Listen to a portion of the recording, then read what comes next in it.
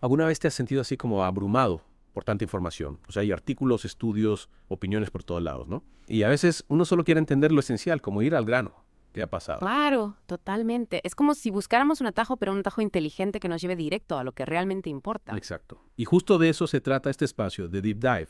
Aquí nos sumergimos en ese mar de información y extraemos las ideas clave, lo que realmente te hace pensar, ajá, ahora entiendo. Y hoy nos vamos a lanzar a un tema que, bueno, ha fascinado a la humanidad desde siempre, la filosofía. Así es, vamos a explorar qué es la filosofía, cómo la aprendemos y por qué sigue siendo tan relevante en nuestra vida diaria. Para esta inmersión vamos a usar dos fuentes muy interesantes. Por un lado, tenemos el artículo académico Enseñar y aprender filosofía en la singularidad de las interacciones cotidianas. Un título bastante largo, ¿verdad? Sí, un poco. Pero ya verás que las ideas que planteas son muy reveladoras. Y por otro lado, vamos a recorrer a un clásico, El mundo de Sofía, un libro que muchos consideran una excelente introducción a la filosofía. Es una lectura que te atrapa desde el principio. Totalmente. Así que si alguna vez te has preguntado sobre las grandes preguntas de la vida o cómo podemos llegar a comprender algo tan complejo como la filosofía, este es tu lugar. Prepárate para algunos momentos de eureka mientras exploramos estas fuentes juntos. ¿Listos para la inmersión?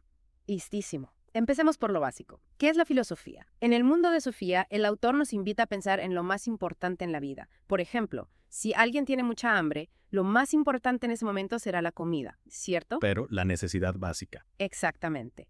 Si alguien tiene frío, lo más importante será el calor. Y si alguien se siente solo, lo que más necesita es compañía.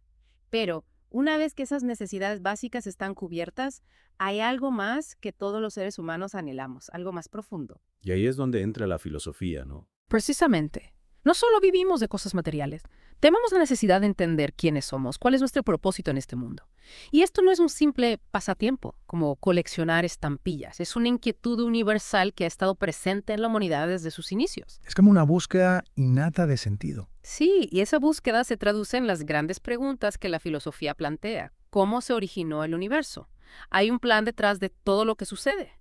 ¿Existe vida después de la muerte? Preguntas difíciles, ¿eh? Sin duda. Y quizás la más cercana a nuestra experiencia diaria. ¿Cómo debemos vivir? Encontrar respuestas definitivas a estas preguntas es un desafío enorme, pero el valor de la filosofía reside en explorar las diferentes perspectivas que se han planteado a lo largo de la historia. Cada respuesta, por más parcial que sea, nos ayuda a comprender un poco mejor el panorama general. Es como armar un rompecabezas gigante, ¿no? Cada pieza, aunque pequeña, aporta algo a la imagen final. Exactamente. Y para ser buenos constructores de ese rompecabezas filosófico, necesitamos una herramienta fundamental, la capacidad de asombro. Ah, sí. El mundo de Sofía habla mucho de eso. Dice que es la cualidad esencial de un filósofo, algo que los niños tienen de forma natural, pero que parece que perdemos a medida que crecemos. Es cierto. Los niños siempre están preguntando por qué, todo el tiempo.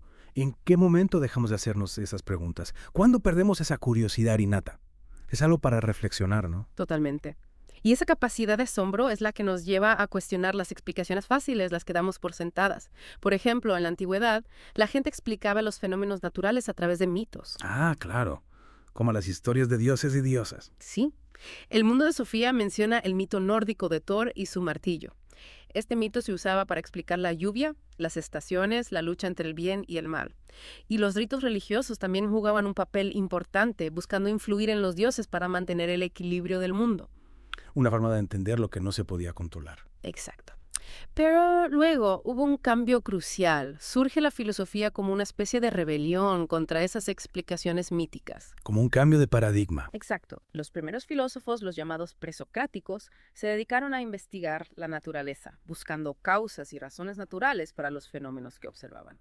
Ya no se conformaban con las historias de los dioses. No, querían ir más allá, entender el porqué detrás de las cosas. Fue un cambio radical en la forma de pensar. Y no solo eso, el centro de atención también se desplazó.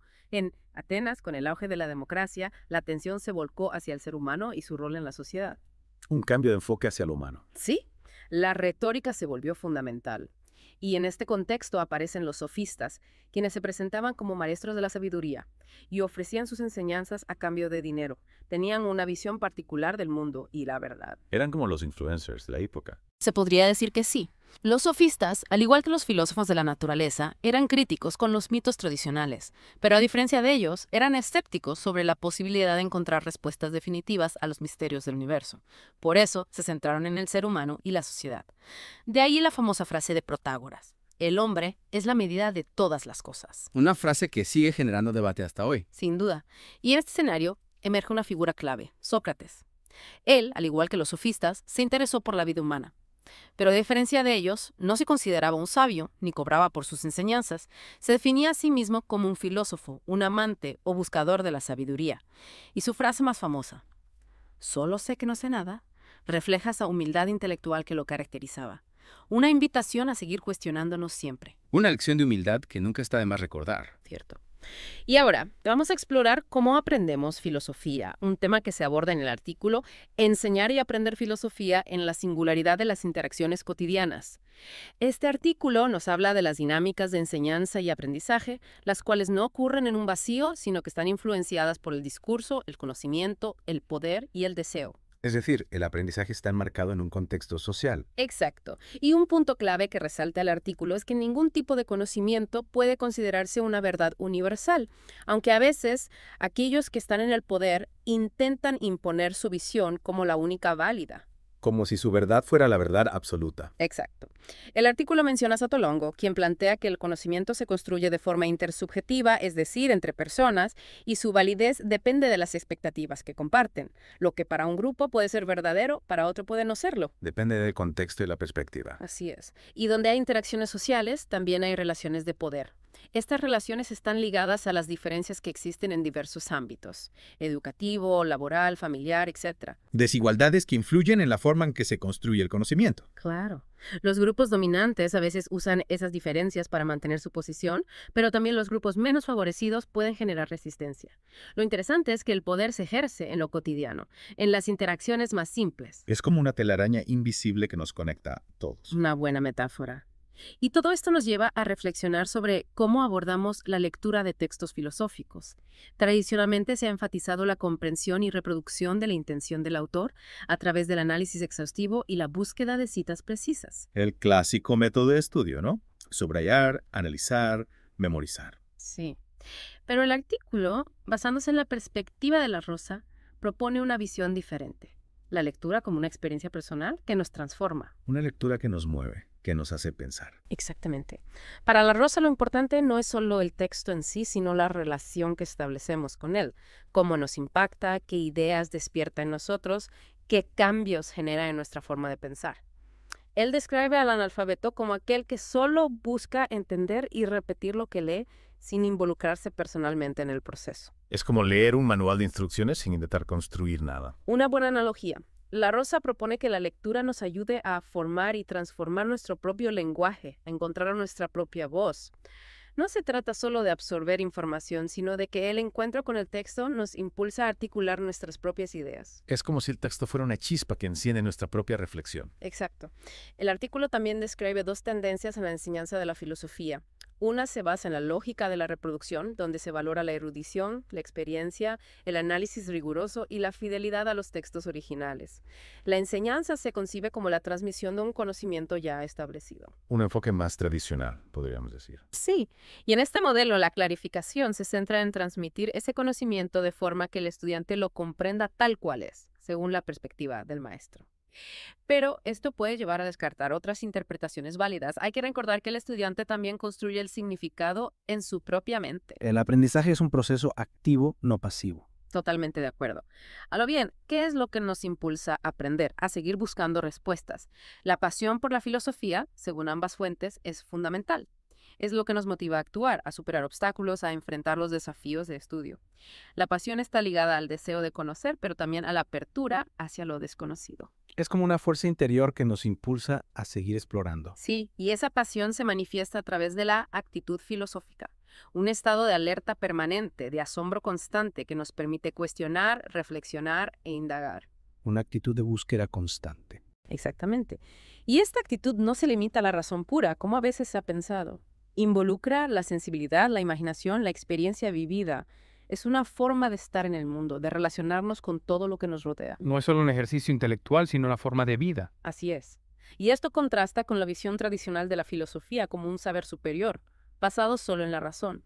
La actitud filosófica tiene un potencial transformador, nos permite involucrarnos con la vida, la cultura, la política de una manera mucho más profunda. Nos ayuda a conectar con lo que realmente importa. Exacto. Finalmente, el artículo Enseñar y aprender filosofía habla sobre la influencia y el rol de la mentoría en el estudio de la filosofía.